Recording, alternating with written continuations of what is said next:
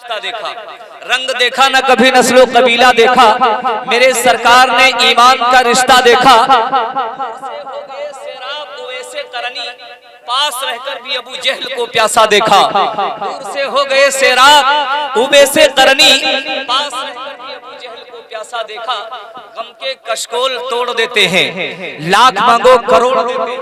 गम के कशकोल तोड़ देते हैं, लाख मांगो करोड़ देते हैं। दाने उगते हैं उनकी रहमत से, हम तो बस खेत तोड़ देते हैं। दाने उगते हैं उनकी रहमत से, हम तो बस खेत तोड़ देते हैं। और काम आते हैं रहमते आलम जब सभी साथ छोड़ देते हैं। एक मरने वाला इंसान जब दुनिया छोड़ के जाता है, उसके तमाम अजीजों अक़रबा इकट्ठा होते हैं, उसे नहलाते हैं, धुलाते हैं, कफन पहनाते हैं, जनाजे को कंधों पे उठाए लेके कब्रिस्तान के करीब पहुंचे, नमाज़े जनाजा अदा कर दी गई। उसके बाद कब्र में उतार दिया गया, तख्ते लगा दिए गए, मिट्टी दे के लोग चलने लगे। उसने आवाज दिया, ऐ मेरे अजीजों, इस तंगो तारीख वादी में मुझे कहाँ जा रहे हो? ना यहाँ कोई मेरा हामी है, ना मददगार, ना मुझे कोई सहारा देने वाला है। ये तो तारीख कोठरी है, यहाँ अंधेरा के सिवा उजाला नहीं है। कसम वादो ला शरीक की, जिसके कब्जे कुदरत में हम सबकी जान है, वहाँ ना औलादे काम आने वाली हैं, ना अजीज़ो अक़रबा काम आने वाले हैं। अगर वहाँ कोई साथ काम आएगी तो जनाबे मोहम्मद रसूलुल्लाह की ज़ाते ग्रामी काम आएगी। काम आते हैं रहमते आलम जब सभी साथ छोड़ देते हैं। देखकर उम्मती के प्यासे होठ निचोड़ देते हैं, देखकर उम्मती के प्यासे होठ अपना दामन निचोड़ देते हैं। कभी मेरा मुकद्दर चमके, मेरे अल्लाह कभी सबका मुकद्दर चमके, का पैकर चमके, डाल देता हूँ बस ये सोच के छत पे दाने, जाने किस वक्त मदीने का कबूतर चमके। डाल देता हूँ बस ये सोच के छत पे दाने, जाने किस वक्त मदीने का कबूतर चमके। और क्या मुझसे पूछते हो अजमत रसूल की, क्या मुझसे पूछते हो अजमत रसूल की, मुझसे पूछ लो सदाकत रसूल की। क्या मुझसे पूछते हो अजमत रसूल की, कुरान ही से पूछ लो सदाकत रसूल की। महशर में देख लेना कसम रब्बे पाक की, हर शख्स को पड़ेगी जरूरत रसूल की। महशर में देख लेना कसम रब्बे पाक की, हर शख्स को पड़ेगी जरूरत रसूल की। प्यासे ही रहोगे साक़ी कौसर को छोड़कर, पी जाओ चाहे सात समंदर निचोड़कर। प्यासे ही रहोगे साक़ी कौसर को छोड़कर, पी जाओ चाहे सात समंदर निचोड़कर। कितना बुलंद हो गया मिट्टी का आदमी रिश्ता रसूले पाक से जोड़कर। कितना बुलंद हो गया मिट्टी का आदमी रिश्ता रसूले पाक के कदमों से जोड़कर। ये रब्बे ज़ुल जलाल का एहसान अजीम है कि खुदावंद कुद्दूस ने हमें बेशुमार नेमतें अता फरमाई हैं। उन नेमतों को अगर हम शुमार करना चाहें तो शुमार नहीं कर सकते। पहले आप जरा अंदाजा ये लगाए कि खुदावंद कुद्दूस ने हमें जो चीजें अता फरमाई हैं उनका शुक्रिया भी नहीं अदा कर सकते। रब्बे ज़ुल जलाल की अता करदा खुदावंद कुद्दूस ने जो हमें आपको अता किया है, अपने एक बतने इंसानी पर, अपने एक जिस्म पर एक नजर डालिए। रब्बे ज़ुल जलाल ने हमें हाथ जैसी अजीम नियामत अता फरमाई, लेकिन खुदावंद कुद्दूस ने इस पर एहसान नहीं फरमाया कि ऐ मेरे बंदे, मैंने तुझे हाथ अता किया, तेरे ऊपर एहसान किया। रब्बे ज़ुल जलाल ने हमें पांव जैसी अजीम कुव्वत अता फरमाई, अजीम दौलत अता फरमाई, लेकिन रब्बे ज़ुल जलाल ने इस पर एहसान नहीं फरमाया। इस पे एहसान खुदावंद कुद्दूस ने नहीं जितलाया। दिल दिया, दिमाग दिया और निगाहें दी, ज़बान दिया, सब कुछ अता किया, लेकिन परवरदिगार आलम ने ये एहसान नहीं जितलाया कि मेरे बंदे, मैंने तुझे ज़बान जैसी अजीम कुव्वत अता की और तेरे ऊपर ये एहसान किया। ये एहसान खुदावंद कुद्दूस ने नहीं जितलाया।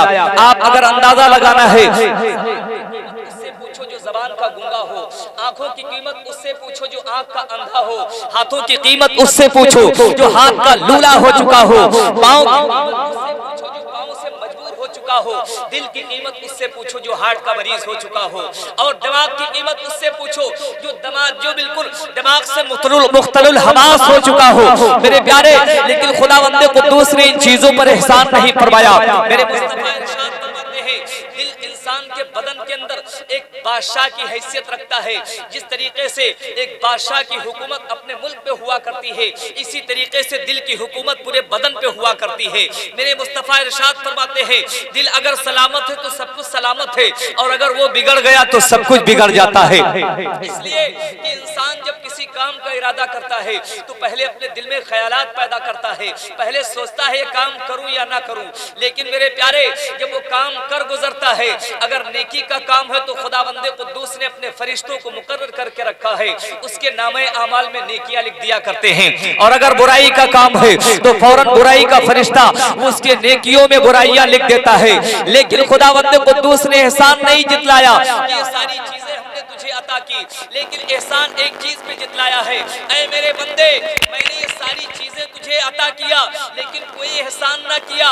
मेरा सबसे बड़ा एहसान ये है कि मैंने तुझे अपना महबूब अता कर दिया, अपना नबी तुझे अता कर दिया। मेरे मुस्तफा आए तो हमें चलने का तरीका मैसर हुआ, मेरे नबी तशरीफ लाए तो मुझे बोलने का तरीका मिला, मेरे मुस्तफा तशरीफ लाए तो हमें जिंदगी गुजारने का तरीका मैसर हो गया। मेरे प्यारे, तारीख देखिए, आकाए कौनैन सल्लल्लाहु अलैहि वसल्लम के आने से पहले आने का क्या हाल था। आपने तारीख 12 सुनी होगी। मेरे मुस्तफा के आने से पहले एक दौर ऐसा था जिसे दौरे जिहालत कहा जाता है। मेरे प्यारे, दौरे जिहालत में अगर किसी के घर बच्ची पैदा होती थी तो बच्ची की परवरिश नहीं की जाती थी, अगर बच्चा पैदा होता था तो उसकी परवरिश की जाती थी। लेकिन मेरे आका अलैहिस्सलाम तशरीफ लाए, आज भी वो जगह मक्कतुल मुकर्रमा में मौजूद है। अगर हुज्जाजे कराम जाते हैं उस जगह को तलाश जहाँ पे दौरे बच्चियां जिंदा दफन की गई थी, आज भी वो जगह मौजूद है। लेकिन मेरे प्यारे, उन बच्चों ने आवाज दिया, ऐ परवरदिगार, हम जिंदा कब तक दफन होते रहेंगे? मुझे मेरे लिए भेज दे कोई ऐसा मसीहा जो मेरी जान की हिफाजत कर सके। जिंदा कब तक दफन होते रहेंगे? ऐ परवरदिगार आलम, तूने 18,000 मखलूकात को पैदा फरमाया, हर एक को जिंदगी गुजारने का हक हासिल है, क्या मुझे ही ये हक हासिल नहीं?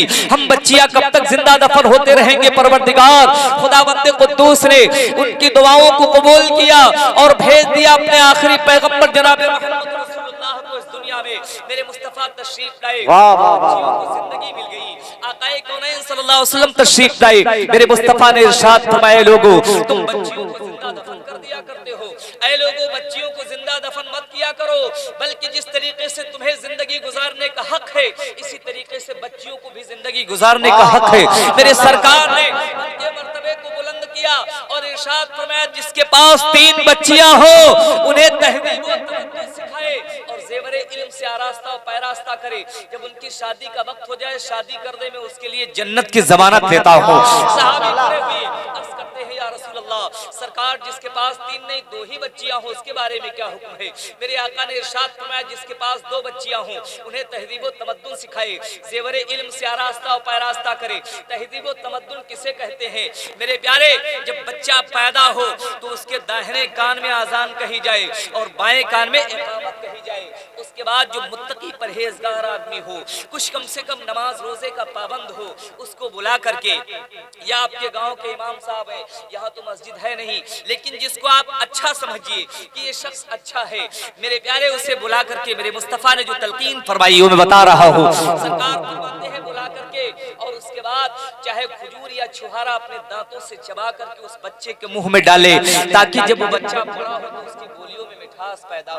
मेरे आका इरशाद फरमाते हैं, और उसके बाद 7वें दिन उसका अकीका कर दिया जाए, इसलिए कि अकीका ये जान के बदले जान हुआ करती है, बलाओं को रद्द करने वाली चीज है। मेरे आका इरशाद फरमाते हैं, वालिदैन की जिम्मेदारी है कि उसका अच्छा नाम रखा जाए, और ऐसा नाम रखा जाए कि अगर 10 आदमियों के बीच में उस नाम को लिया जाए तो उसकी रुसवाई न हो। नाम बिगाड़ने वाले भी घर ही में होते हैं, तो उसका नाम बिगाड़ दिया करते हैं। मेरे आका इरशाद फरमाते हैं, अच्छा नाम रखा जाए, इसलिए कि मैदान महशर में उसी नाम से उसे पुकारा जाएगा, जहां पूरे अहले महशर जमा होंगे। ऐसे आलम में जब उसको पुकारा जाएगा तो उसी नाम से पुकारा जाएगा। उसके बाद मेरे आका इरशाद फरमाते हैं, बच्चा जब कुछ बोलने के काबिल हो जाए तो सबसे पहले अल्लाह का नाम उसे लेना सिखाया जाए। और मेरे आका इरशाद फरमाते हैं, सबसे पहला जो मदरसा होता है बच्चे के लिए वो होती है माँ की गोद। उस गोद में रह करके बच्चा जैसा माहौल पाएगा, वैसे उसकी परवरिश होती रहेगी और उसी तरीके से उसके दिल दिमाग में नक्श होती चली जाएगी वो चीजें। मेरे प्यारे, बच्चा इंडिया में पैदा हो रहा है तो उसे इंडियन जबान सिखाने की जरूरत नहीं है, और अगर बच्चा अरब में पैदा हो रहा है तो उसे अरबी जबान सिखाने की जरूरत नहीं है। अगर बच्चा अमेरिका में पैदा हो रहा है तो उसे अंग्रेजी जबान सिखाने की जरूरत नहीं है। वो माँ की गोद ही में सब सीख लिया करता है। वो बच्चा कुछ नहीं जानता था, माँ उसकी पहचान कराती है, बेटे ये तुम्हारे बाप है, बेटे ये तुम्हारे मामू है, बेटे ये तुम्हारे खालू है, बेटे ये तुम्हारे भाई है, बेटे ये तुम्हारी फुफ्फी है। पहचान करा दिया, सारी चीजें हैं। मेरे आका इरशाद फरमाते हैं जब बच्चा और कुछ बोलने के काबिल हो जाए तो उसे बिस्मिल्लाहिर्रहमानिर्रहीम याद कराना, ये माशाअल्लाह माँ उसे याद कराए। और उसके बाद बच्चा और कुछ बोलने के काबिल हो जाए तो दीनी तालीम की तरफ उसकी रग़बत दिलाई जाए और सबसे पहले बिस्मिल्लाहिर्रहमानिर्रहीम से उसका आगाज करा जाए। इतनी तालीम दी जाए कि कम से कम वो हराम और हलाल को पहचान सके, जायज और नाजायज को पहचान सके, कुरान का पढ़ना वो जान जाए, शरई मसाइल को जान जाए कि ये चीज हमारे लिए जायज है कि नाजायज है। इतना कम से कम इल्म तो जरूर होना चाहिए। ये मेरे आका अलैहि वसल्लम इरशाद फरमाते हैं, सरकार फरमाते हैं यही तहजीब व तमद्दुन है। सरकार फरमाते हैं जिसने अपने बच्ची को तहजीब व तमद्दुन सिखाया, ज़ेवरे इल्म से आरास्ता पैरास्ता कर दिया, और उसके बाद जब उसकी शादी का वक्त हो जाए शादी कर दे, मैं उसके लिए जन्नत की जमानत लेता हूँ। सहाबी अर्ज़ करते हैं या रसूल अल्लाह, सरकार अगर किसी के पास 3 नहीं 2 नहीं, सरकार एक ही बच्ची है, मेरे आका ने इरशाद फरमाया उसके बारे में भी वही हुक्म है। उसके बाद अर्ज़ करते हैं या रसूल अल्लाह, अगर एक भी बच्ची नहीं किसी के पास तो उसके बारे में क्या हुक्म है? दूसरे की बच्ची को अपनी बच्ची समझ करके, बताओ मेरे प्यारे, अगर दूसरे की बच्ची को अपनी बच्ची समझने लगे तो क्या कभी उसके ऊपर निगाहें आपकी गलत उठ सकती है? कभी नहीं उठ सकती। मेरे मुस्तफा के दर्स पे कुर्बान जाओ, मेरे नबी की शरीयत पे कुर्बान जाओ। मेरे आका इरशाद फरमाते हैं दूसरी की बच्ची को अपनी बच्ची समझ करके उसके तहजीब व तमद्दुन सिखाने में, उसके ज़ेवरे इल्म से आरास्ता पैरास्ता करने में, उसकी शादी ब्याह के मौके से उसकी मदद करने में उसके लिए जन्नत की ज़मानत लेता हूं। माशाअल्लाह माशाअल्लाह, ने किसी को महरूम नहीं फरमाया। अब उसके बाद मेरे आका इरशाद फरमाते हैं बच्ची जब तक कि अपने माँ बाप की परवरिश में रहती है, चाहे वो बच्ची हो या बच्चा हो, मेरे प्यारे जिंदगियां भी कई तरह की होती हैं। एक जिंदगी बच्चे की वो भी होती है जो सिर्फ माँ के शिकम तक महदूद होती है, और उसके बाद जब वो बच्चा पैदा होता है तो मौत के साथ पैदा होता है, दुनिया में आता है, मौत के साथ आता है। उसकी जिंदगी सिर्फ माँ के शिकम तक महदूद थी। एक बच्चा वो भी है दुनिया में आने के बाद चंद सांसें लिया और उसके बाद दम तोड़ देता है, उसकी जिंदगी वहीं तक महदूद थी। एक जिंदगी वो भी है कि एक दिन की होती है, एक जिंदगी वो भी है कि एक महीने की होती है, एक जिंदगी वो भी है कि 1 साल की होती है। जिंदगियां कई तरह की होती है, जिंदगियां तो 2-2 हजार बरस की हुई है। लेकिन मेरे आका इरशाद फरमाते हैं बच्चे जो बचपन पे इंतकाल कर जाते हैं, मेरे मुस्तफा इरशाद फरमाते हैं उन बच्चों को मकामे आराफ में रखा जाता है। सरकार फरमाते हैं जब जन्नती जन्नत की तरफ जाने लगेंगे और जहन्नमी जहन्नम की तरफ जाने लगेंगे तो बच्चे अर्ज करेंगे परवरदिगार ये मेरे माँ बाप है, तो इन्हें जहन्नम की तरफ क्यों भेज रहा है? परवरदिगार इरशाद फरमाएगा अच्छे नहीं है, इसकी बिना पर इनके मुकद्दरात में जहन्नम लिखा जा चुका है। तो वो अर्ज करेंगे परवरदिगार अगर मेरे माँ बाप को जहन्नम ही में भेजना था तो आखिर तूने मुझे जिंदगी क्यों नहीं अता फरमाई? ऐ खुदावंदे कुद्दूस, अगर तूने मुझे जिंदगी दी होती तो मैं अपने माँ बाप को समझाता, उन्हें राह रास्त पे लाता, तेरी मर्जी के खिलाफ कोई काम उनसे नहीं होने देता। ऐ खुदावंदे कुद्दूस, लेकिन तूने तो मुझे जिंदगी दी ही नहीं, मुझे तो माँ के शिकम ही तक मेरी जिंदगी महदूद रही। जब मैं दुनिया में पैदा हुआ तो मैंने दुनिया को देखा ही नहीं। रब्बे जुल जलाल की बारगाह में मेरे आका इरशाद फरमाते हैं वो बच्चे उस वक्त तक रब की बारगाह में झगड़ते रहेंगे जब तक कि अपने माँ बाप की बख्शिश का वादा नहीं करवा लेंगे। मेरे प्यारे वो बच्चे जो बचपन में इंतकाल कर जाते हैं वो वालिदैन के लिए निजात का जरिया हुआ करते हैं, उनकी बख्शिश का जरिया हुआ करते हैं। मेरे आका इरशाद फरमाते हैं ये बच्चे हैं, चाहे बच्ची हो या बच्चा हो, जो बच्चे जब तक अपने माँ बाप की परवरिश में रहा करते हैं अपने माँ बाप के लिए निजात का जरिया हुआ करते हैं, और उसके बाद वो बच्ची जब बड़ी हो जाती है शौहर वाली हो जाती है तो अपने शौहर के लिए निजात का जरिया हुआ करती है। उसके बाद वही बच्ची जब माँ बन जाती है तो आका इरशाद फरमाते हैं माँ की खिदमत करो जन्नत میرے آقا ارشاد فرماتے ہیں اے لوگوں سنو، کبھی اپنے ماں باپ کی بددعائیں مت حاصل کرنا۔ جو ماں باپ اپنے بچوں کے لیے بددعا کرتے ہیں انہیں زندگی میں کبھی خوشحالی نہیں ہوتی، لیکن میرے پیاری یہ ماں کا دل ہوا کرتا ہے کہ ماں اوپر سے چاہے جو ماں باپ جو ہے بیٹے کے لیے بددعا کرتی رہے، لیکن کبھی دل کے ارادے میں اس کے نہیں ہوتا ہے کہ میرا بچہ خوشحال نہ رہے۔ یہ ماں کی ممتا ہوا کرتی ہے۔ میرے پیارے ہمیشہ اپنے ماں باپ کی دعائیں حاصل کرنا، کبھی بددعائیں مت حاصل کرنا، اس لیے کہ والدین کی دعائیں جس طریقے سے انبیاء کی دعائیں امتی کے لیے کبھی رد نہیں کی جاتی، اسی طریقے سے ماں باپ کی دعائیں بچوں کے لیے کبھی رد نہیں کی جاتی ہے۔ میرے آقا ارشاد فرماتے ہیں جس نے اپنے ماں باپ کا چہرہ محبت کے ساتھ دن بھر میں ایک مرتبہ دیکھا، خداوند قدوس اسے ایک حج مبرور کا ثواب عطا فرماتا ہے۔ حج مبرور جانتے ہیں کسے کہتے ہیں؟ حج مبرور اس حج کو کہتے ہیں جو حج رب کی بارگاہ میں قبول ہو چکا ہو۔ میرے آقا ارشاد فرماتے ہیں جب حاجی آنے والا حاجی جس حالت میں بھی آ رہا ہے، چاہے جتنا بڑا خطاکار ہو، چاہے جتنا بڑا گنہگار ہو، پاپی ہو، لیکن جب وہ خانہ کعبہ کا طواف کیا، حجر اسود کا بوسہ لیا، رمی جمار کیا، صفا اور مروہ کی دوڑ لگائی، اور اس کے بعد مدینۃ الرسول میں حاضر ہو کر کے جنت البقیع کے اندر جب حاضر ہوا اور اس نے اس کے بعد میرے آقا ارشاد فرماتے ہیں جب اس کی واپسی ہوتی ہے تو اسے حاجی کا خطاب دیا جاتا ہے، اور وہ حاجی ایسے ہو جاتا ہے جیسے ابھی ماں کے شکم سے بچہ پیدا ہوا ہو، جیسے بچہ پیدا ہوا کرتا ہے، اسی طریقے سے اس حاجی کا حال ہو جایا کرتا ہے۔